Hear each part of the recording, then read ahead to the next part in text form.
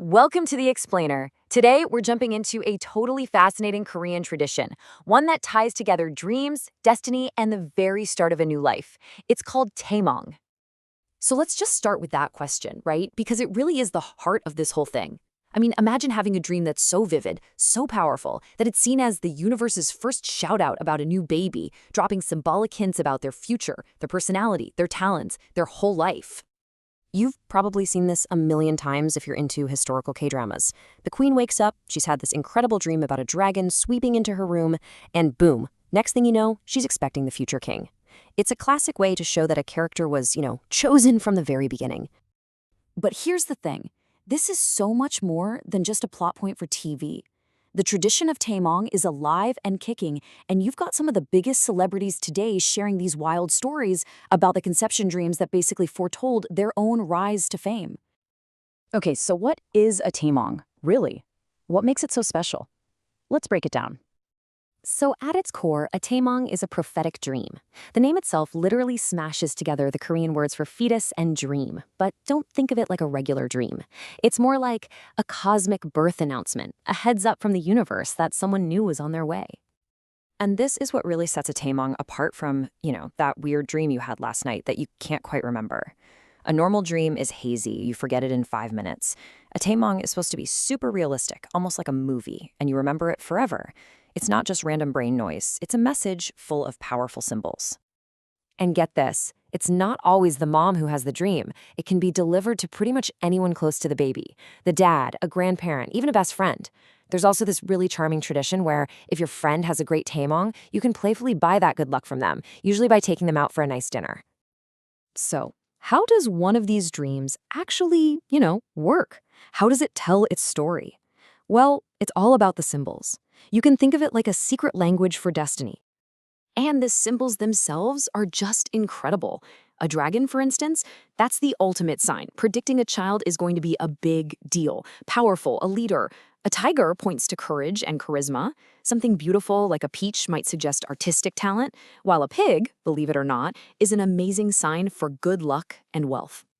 But here's a really important detail. It's not always enough to just see the symbol. You often have to interact with it. So if you dream of that perfect peach, you have to actually reach out, pick it, and hold it. That's the action that claims the good omen for the baby. You gotta grab that destiny. Okay, so let's see this in action. We're gonna look at how these dreams have shown up in history, and even for some of today's biggest global stars. This is where it gets really fun. And just to be clear, this isn't just some modern folklore. I mean, you can go back and look at actual historical records, like the annals of the Joseon dynasty, and find these detailed accounts of the conception dreams for kings and queens. They were written down and shared to basically prove that their rule was legitimate, that they were chosen by a higher power. Now, let's jump to the modern day. Take Queen Yuna Kim, one of the greatest figure skaters of all time. Her mother had this unbelievably powerful dream of a massive golden dragon soaring through the sky. And like we said, the dragon, that's the S-tier symbol, predicting someone who would have immense power and achieve global fame. And well, she absolutely did. Or how about the absolute superstar IU? Her mother dreamt of 2 dragons in this epic battle over a wish-granting jewel. A dream that intense and powerful is often seen as a sign of someone with incredible competitive talent who is destined for huge success and recognition. And then there's the leader of BTS, RM. His grandmother apparently dreamt that a snake bit her on the ankle in a pepper field. Now, a snake might sound a little scary in some cultures, but in a Taemong, it's actually a great sign. It represents wisdom, persistence, and good fortune. Basically, all the qualities you'd want in the leader of the biggest band in the world. So yeah, it's pretty clear this is way more than just some dusty old tradition. But how does it actually fit into today's world, a world of science and technology?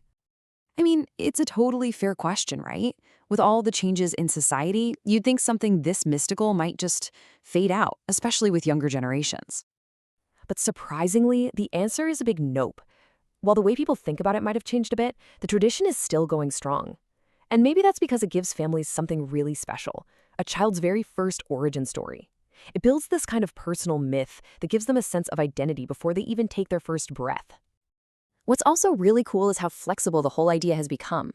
If someone who isn't expecting has a big, Taemong-style dream, It's often thought to mean they're about to give birth to something else amazing, a huge new project, a business idea, or some other creative breakthrough.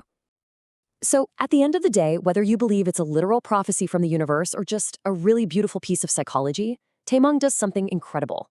It turns the journey of pregnancy into something deeply meaningful and spiritual. It's this loving, hopeful welcome for a new person, declaring that their arrival wasn't just random. It was announced by dragons and jewels, by the sun and the stars. It just leaves you wondering, doesn't it?